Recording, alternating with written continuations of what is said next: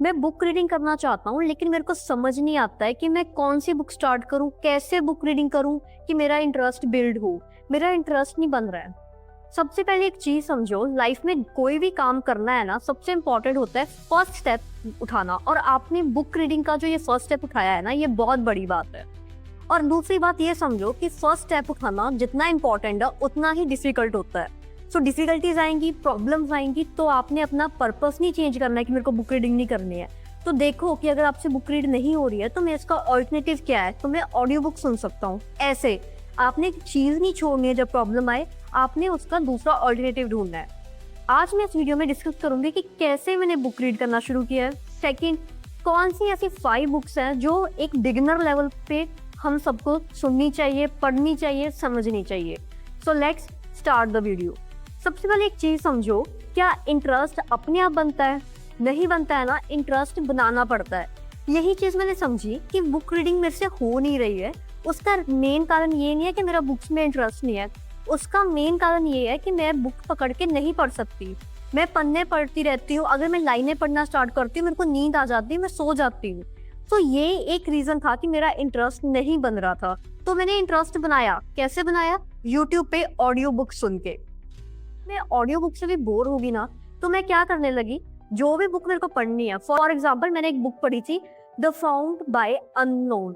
तो मैंने उसकी पीडीएफ चैट जीपीटी को भेज दी और मैंने उसको अपने बारे में बता दिया कि ये चीजें हैं, मुझे ये बुक समझा दे मेरे एग्जाम्पल्स के साथ। एंड लिटरली ये वर्क किया। उसने मेरे एग्जाम्पल्स दे दे के मुझे समझाया कि वो बुक का पर्पस क्या है।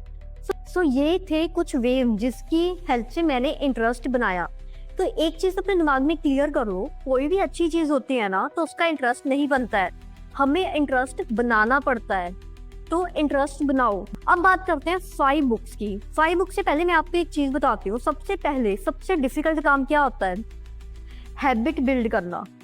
हैबिट एक बार बिल्ड हो जाए तो क्या दिक्कत आती है? हमारा दिमाग बोलता है कि चल छोड़ना, रीडिंग ही है ना, कल से कर लियो, परसों से कर लियो, तेरे से नहीं होगा, छोड़, क्यों टाइम वेस्ट कर रहा है। हमारा दिमाग हमें एक्सक्यूजेस देता है, हमारे माइंडसेट में प्रॉब्लम है।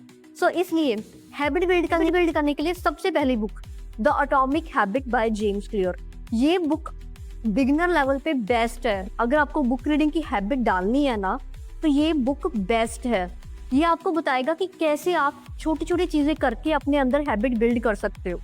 सारी बुक पढ़ने के बाद ना टोटल 5-6 पॉइंट्स लिखो, वो अपनी लाइफ में इंप्लीमेंट करो। जब आपकी लाइफ में वो 5-6 पॉइंट्स इंप्लीमेंट हो जाए ना, फिर से दोबारा बुक रीड करो। मैं अपनी हर वीडियो में बोलती हूँ कि अपने आप को जस्ट 1% चेंज करो, आपको रिजल्ट्स मिलेंगे। और मैंने ये चीज इस बुक से ही पढ़ी है।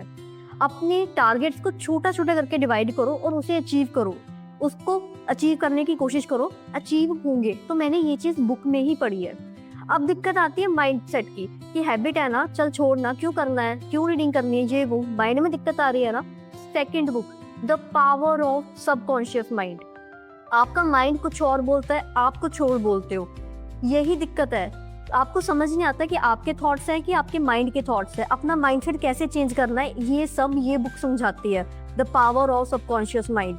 फिर दिक्कत क्या है? हैबिट बन गई ना, माइंडसेट भी चेंज कर लिया, लेकिन किसके लिए?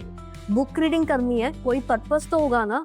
आपकी लाइफ का भी कोई पर्पस होगा ना, कि मेरे को ये अचीव करना है, मेरे को वो अचीव करना है, मुझे अपने आप को बदलना है, कोई तो पर्पस होगा ना। पर्पस फाइंड करने के लिए you should try book number 3, that is Ikigai.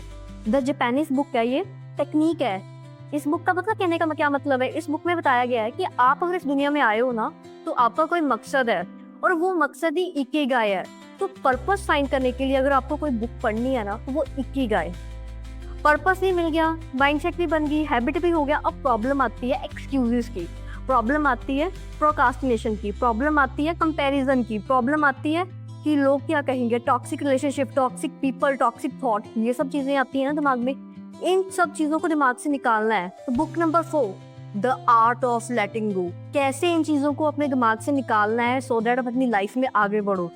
मैं तो बोलती हूँ ये बुक हर किसी को पढ़नी चाहिए, हर स्टूडेंट को, हर सेल्फ लर्नर को, हर एक इंसान को जो ओवरथिंक करता है, ज्यादा सोचता है, सेल्फ डाउट करता है, अपने ही जोन में बैठा रहता है, अपने ही पास्ट से प्रेजेंट में नहीं आ पाता है, उसे ये बुक पढ़नी चाहिए, the power of letting go.